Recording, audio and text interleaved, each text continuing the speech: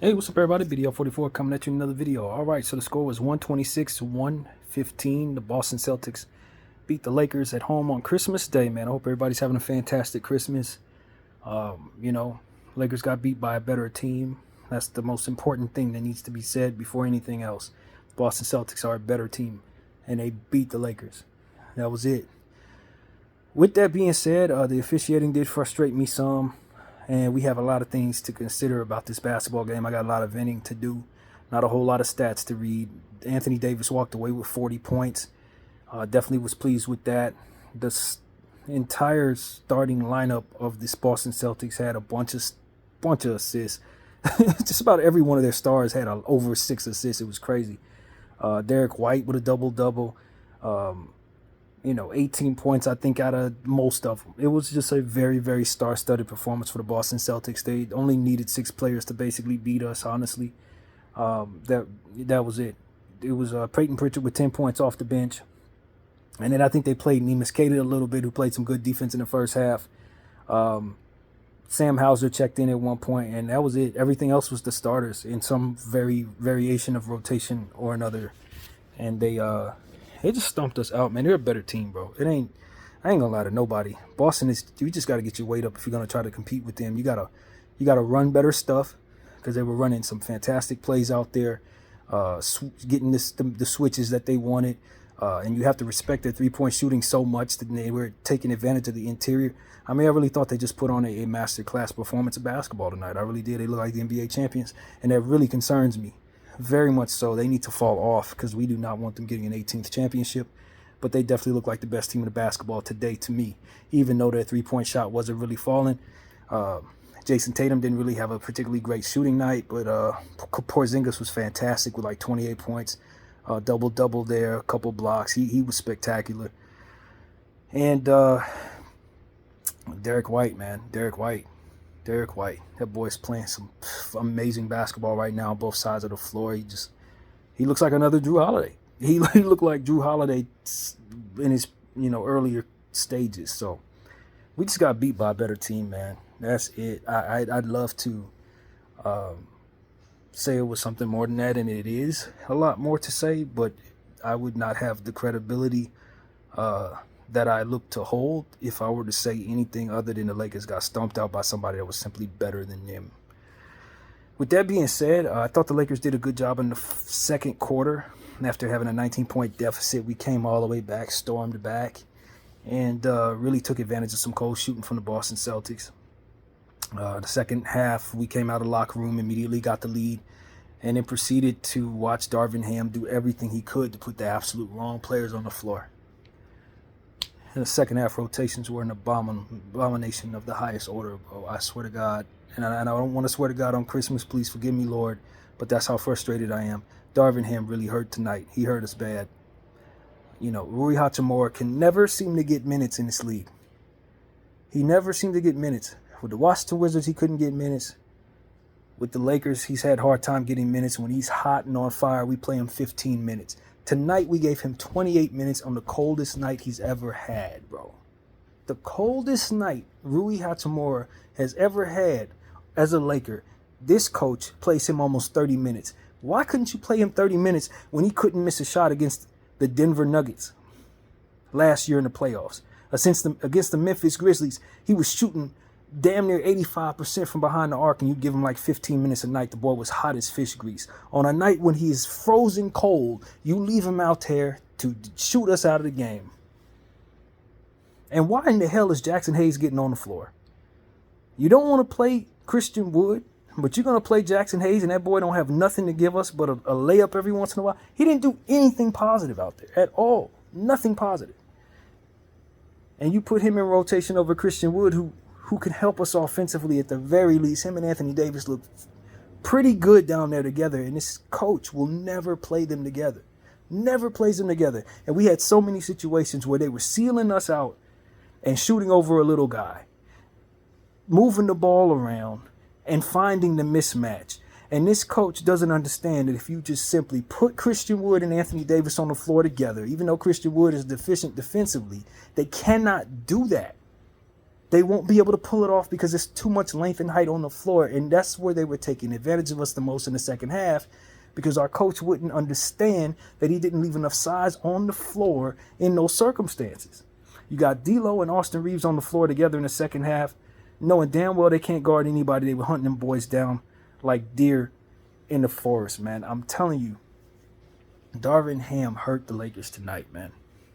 I don't know that many coaches would have been able to win this game, but it definitely wouldn't have went down the way that it did if we would have had a coach down there with just simply competent rotations, man. Competent rotations. It was all it takes to get us competitive in a game like this when the Boston Celtics couldn't shoot very well, and we were. They were shooting well from the field, and why do you think that was? Because they were shooting over the little guy. They were working the ball around and shooting over the little guy. Working the ball around and shooting over the cone. This was one of the most irritating basketball games to watch. It really was, man. It was seething. In the beginning, you're seething. We cut it close. Halftime, beginning of third quarter, you're close. And then proceed to do the same stuff that ultimately pissed you off to start the game. It was like, it's how a lot of these games have gone for the Lakers. We fight our way back just for Darvin Ham to do something whack, and then we end up finding ourselves back down by 10 and 12 points, the same 10, 12 points that you find yourself down by in every game. This is the ebbs and flows of everything we do this year, it seems like, with the exception of championship games for which we never lose.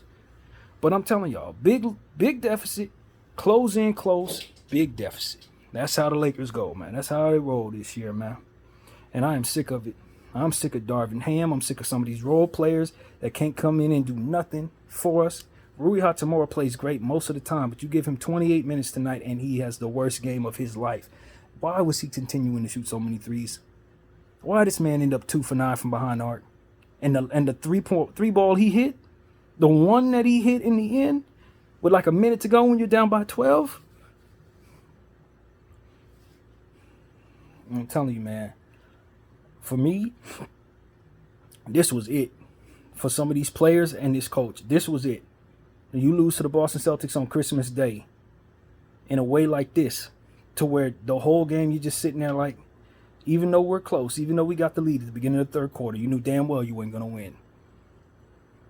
Because this coach and these role players just ain't good enough. And that's it. They ain't good enough. Against a Boston Celtics team that doesn't have many mistakes, that runs good stuff, that has a bunch of starters that could probably make an all-star team, you got stuff down there that doesn't even make any damn sense. Vanderbilt is a fantastic defensive player, but offensively, he ain't gonna give me nothing, man. I need him down there with offensive players to offset that. You can't have him down there with Cam Reddish. Like, they both ain't scoring. You're letting the offense off the hook. They don't have to play no defense at all against them dudes. And you saw stuff like that a lot tonight. TP, got to give him credit. He was shooting very well tonight. I thought Taurean Prince had a good game for the most part, even though his limitations are always glaring. His three-point shot overshadowed that quite a bit, and I thought he was one of the positives down there, along with Austin Reeves, who we didn't let shoot enough. All them shots that Rui had, I wanted Austin to shoot those. Austin had it going. You think you try to zero in on Austin Reeves since he's been playing well for the last several weeks. This coach treats him like a damn afterthought. But want to zero in on the cold hand. Let's keep feeding the cold hand. Let's keep Rui on the floor. He can't hit a damn shot, but keep him out there. To get cooked on the defensive end, too, because his feet had lead in it tonight. D'Angelo Russell, I thought he was pretty efficient, but he's an afterthought. Defensively, in the third quarter, he was a cone. They shot over him, hunted him down, shot over him, just as usual. And stuff like that. I thought LeBron James, his efficiency was bad tonight. Turned the ball over quite a bit. I think they focused a lot of their defensive stuff on him. He tried to go into the post a lot of the time. They'd swarm him. We weren't able to get the kick out very much. When we did get it out, you got to give credit to AD and TP for hitting threes. But a lot of times we were kicking out to Rui, and Rui was building a house out there. He was building a whole chimney for Santa to come down. That's what he was doing. So, I'm over this crap. You lose to the Boston Celtics on Christmas Day in irritating fashion, you're going to lose people, man. You're going to have people wanting you out of here just because of that, and I'm one of them. That's how I feel as a Lakers fan. I want people gone, man. I want some people out of here. I'm ready to make some trades. We need to get better, or else we're going to get embarrassed like we did in 2009 against the Celtics. That's how that's gonna go. If we were lucky enough, and it would take some luck to get past the Western Conference with this roster right now. But if for some reason we were able to get to the finals, we wouldn't beat this team in the finals. We ain't smart enough. Let's just be honest. The team ain't smart enough as a unit and not intelligent enough to beat a team like this. And we showed. We don't create the spacing enough. You know what I mean? The type of spacing that we had to respect on their end. Jumping at every three-point shot, jumping at every mid-range shot, trying to cloud out. They had us on our toes all night, and it's because they earned that by shooting so well all season long, by having so many players that can hit shots.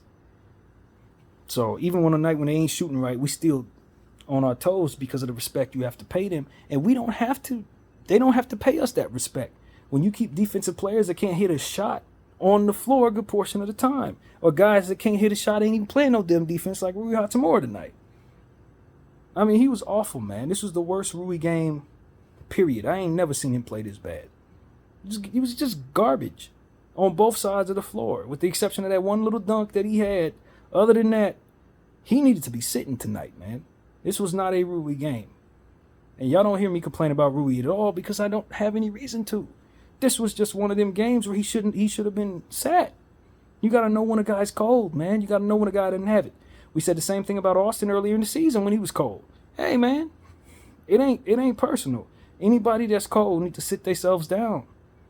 And the coach needs to be smart enough to damn near do it.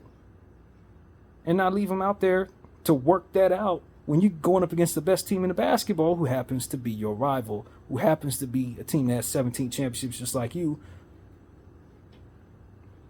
Happens to be Christmas Day. Of all the days, this guy is going to leave a cold hand on the floor. Of all the days, he's going to put rotations down there that don't help you for nothing. That rotation he had in the third quarter was it Austin Reeves, D'Lo Russell, Jackson Hayes, Vanderbilt. Like, that was the worst. I didn't think it could get much worse in terms of, like, options. But when my team is almost fully healthy and that's the garbage you put on the floor on Christmas Day against the best team in the league, the only time we really got close is when they put their bench in. We could take advantage of their bad bench. Everybody does. They got the worst bench in the league. 30th efficiency bench. It doesn't matter because we couldn't do nothing with their starters at all. And like I said, we had great performances by players, man. TP had a good game. You know, AD was fantastic. Even though he missed some chippies earlier, he probably would have had 50, 60 points if he didn't miss some of the chippies he missed earlier. But you know, I thought, like I said, Austin had a good shooting night, but the majority of what we had going on down there was a combination of the Boston Celtics playing phenomenal basketball and Darvin Ham wetting the bed on Christmas Day. That's what you saw. It's a good portion of it. A very good portion of it. If nothing else, Darvin is consistent. His rotation's going to always suck. You can count on that. You can count on that. So, yeah, this was an especially irritating basketball game for me, man. I ain't going to lie to y'all. Especially irritating. And it wasn't even that. You know, the Celtics part of it is a big part of it, but I don't think it would have mattered if we were playing against the Bucks or the Knicks or anybody else. The way that he handled this particular game, coupled with the officiating, which was especially irritating as well, I just found myself angry, man. Like, legitimately angry tonight. The Celtics just made it so that it meant more, but you know, the officials, they really were pro-Celtics a lot of the time. Calling fouls on one end and not on the other. Stuff like that was evident all night. So, I don't know that contributed very much to the difference there. Because at the end of the day, we just didn't outplay the Celtics at all. And a lot of the stuff, even if they didn't call certain fouls, still would have lost. But it contributed to how irritating the game ultimately was. And the pace that ultimately we played at, I believe. But, you know, above all things comes the understanding that the Boston Celtics played a very good basketball game. Above all of the frustration, all the Darvin stuff, all of the missed shots by Rui, the Boston Celtics played phenomenal. And they need to be given the credit of that, man. Of that. And if I'm going to give the game ball to anybody, I think I'm going to give it to Porzingis, although Derek White really deserves it as well. But I just thought Porzingis was the difference, man. He was the difference for me. We just couldn't overcome the mismatches. We couldn't overcome his length. A lot of the times when defensive plays were made, he was the one forcing them. You know, we tried to get into the paint with LeBron James, and he was right there. A lot of the problem was him. Yeah. And he didn't shoot that well from behind the arc until the second quarter. I mean, the second half. First half, he was missing shots, and that was one of the reasons why we were able to get back in the game with the missed threes. But ultimately, I just thought that he was just playing phenomenal. It was a masterclass of him setting picks and rolling off of those picks, creating mismatches, and shooting over little guys and connecting on those shots. So that's who I will give the game ball to is KP. He really had a fantastic game tonight. Yeah, man, I'm over all this, man. I'm over all this. I only need a few of these dudes to stay on this team, man. I'm not gonna lie to y'all. I'm not gonna even front, bro. Between me and all of you guys, I'm ready to make some moves. I just don't think this team is good enough. You know, I was listening to Mike Wilbon speak before the game, and he was just saying, you know, people need to take some of the pressure off of the Lakers to beat teams like the Celtics because they're just not good enough. And as I walk away from this basketball game, that is exactly how I feel. We ain't good enough to win no damn championship with this rotation. We ain't good enough to win no championship with this coach. We're just not, man. We may get better. You know, we may win some games. I'm sure we're going to have some wins coming up soon when the schedule starts to soften up. We're going to feel good about our team and all of that.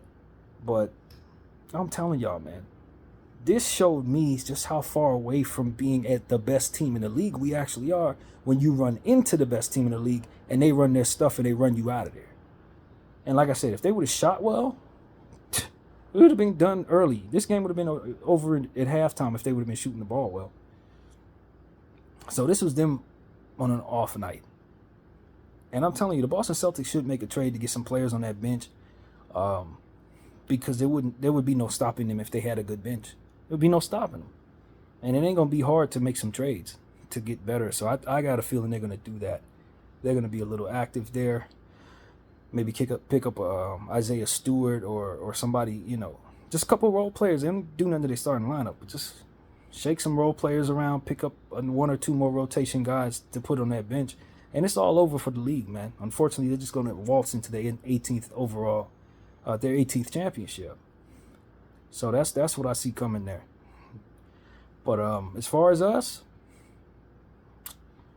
just like I told y'all at the beginning of the season, on Christmas Day, I'm going to tell you the same thing I said at the beginning in preseason when I started seeing signs of what it is that I'm about to say.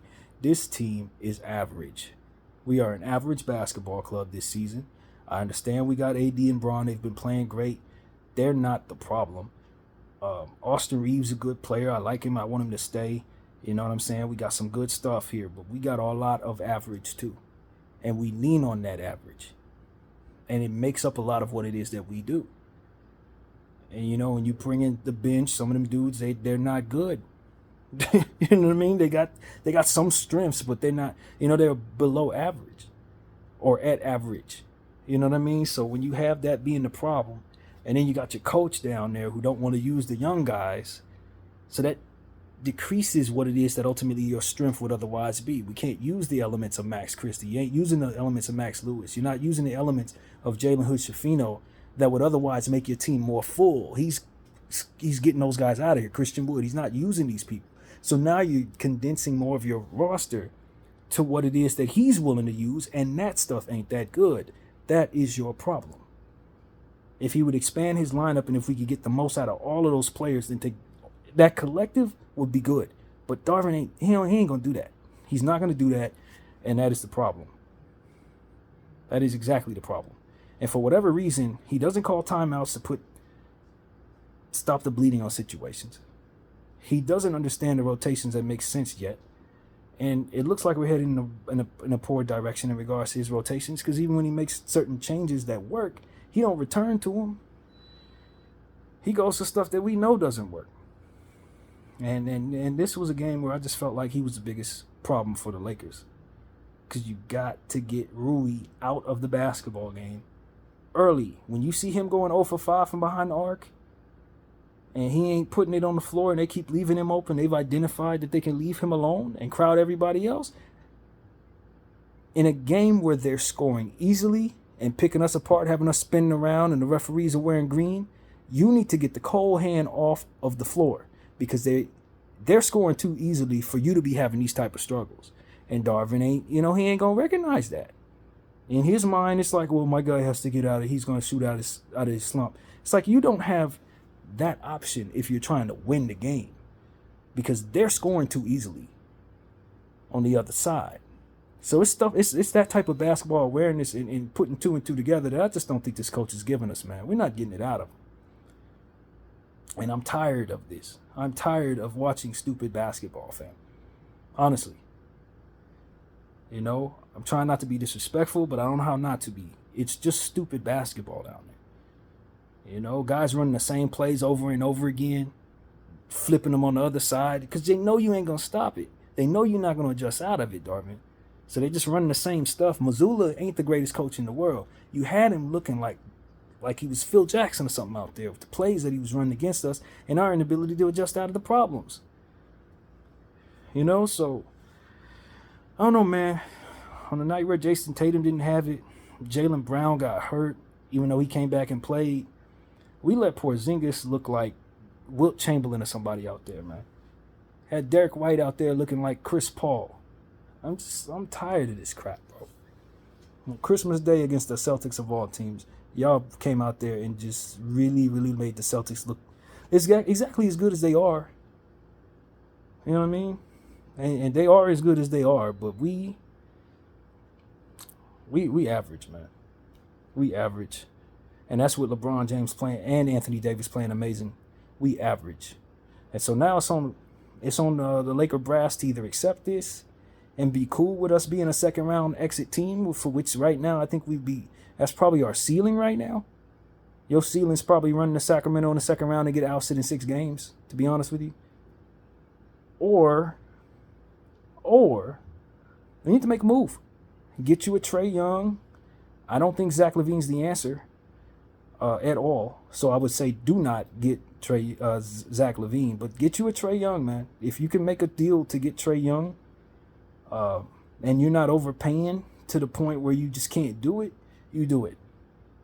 You do it. You get yourself that third superstar, you bite the bullet, man. Because this coach, he ain't running the depth we have any damn way. If you really consider it, how many players are you using in his rotation? He's not using all the depth that you have. So what's the point of leaning on players that ain't as good when you can just trade some of that depth away and ultimately bring yourself a Trae Young? And then from there, he going to use 8 players any damn way. Now, if Trae Young goes down, you don't have a good team, but you're losing the same games any damn way. That's what I've come to understand. You're losing the same games anyway. Because this coach ain't doing nothing to help himself. So he needs higher level talent to overcome his shortcomings. That's a God's honest truth. So I hope our coach can improve. I'd love for him to make this a bad video for me to have made. But this far into the season, what are we, like 40 games, 35 games into the season? The only thing left for the Lakers to do is to improve the team he has. Because if you don't, his shortcomings will ultimately leave you coming up short, and that's about it. Especially against teams like this, who don't make too many mistakes, and you can't make too many mistakes against. So that's what I saw. Shortcomings of the LA Lakers rearing their ugly head at the worst possible time on Christmas Day for the world to see, man. The world saw exactly how average we are. So that's really what it is, man. This was an embarrassing loss, but I ain't gonna say embarrassing because that's not true. The Boston Celtics are a worthy opponent. They're better than you. So you can't really be embarrassed per se if you don't get blown all the way out. And we only lost by 11 points, whatever it was. It wasn't crazy embarrassing, but it was very irritating. Very irritating. And look, I'm not mad at Rui Hachimura for not having a hot night shooting the ball. Everybody has cold nights shooting the ball. I thought Braun could have had a cold night shooting the ball. It happens. But your coach needs to know how to cut that off. I was listening to Detroit guys on a podcast I was listening to last night before I went to sleep. They're Pistons, and they were talking about Vinnie Johnson back in the day, how Chuck Daly would know when to pull Vinny Johnson out the game. Vinny Johnson wasn't always a microwave. He wasn't always hot. It's just that Chuck Daly had a gift for getting him out the game before he shot himself out of right percentages. Either he had it or Chuck didn't play him. That is what we need from Darvin Ham in regards to all of our players. Sometimes, because our team is not overly talented, guys are going to have cold nights. Do not leave them on the floor that night. Get them out the game that night, and then get back to playing them the next game. But because he doesn't do this, and he leaves people out there to suffer the ills of their cold hand, the team looks worse, the team loses, and then we're mad at the players. I'm not doing that tonight. I'm not doing that. This is Darvin leaving Rui on the floor on a cold night to suffer the ills of his cold hand. And everybody can be mad at Rui for missing shots, but that's really what it was. Him missing shots on a day like tonight. Tomorrow he might come back and be 5 for 5 from behind the arc, but you got to know when to get a guy off the floor so he doesn't hurt himself and your damn team. You think Darvin would be wise enough to do that for us? Absolutely not. He's sitting there with his hands in his pockets, waiting for Rui to finally shoot his way out of it. Meanwhile, the Boston Celtics scoring very easily on the other side of the floor. Picking apart the defense that he puts on the floor that's supposed to be the best defense in the world. They picking that crap apart, man. So I'm over it. I'm telling you, I'm over it. That's where I'm at with it. I would love to say this is a Merry Christmas, but not for these last 3 hours. It ain't been all that merry for me. I've been rather irritated. And, losing to the Celtics don't feel too good. But there are ways to lose. And while I'm happy we didn't get blown out, I'm happy we put up a valiant effort. It was ultimately our lack of wisdom, basketball wisdom, that made us look as average as we ultimately became at the end of this basketball game. So that's pretty much what I got to say, man. I'll leave it at that. My name is BDF44. I thank you all for watching, and I'm out.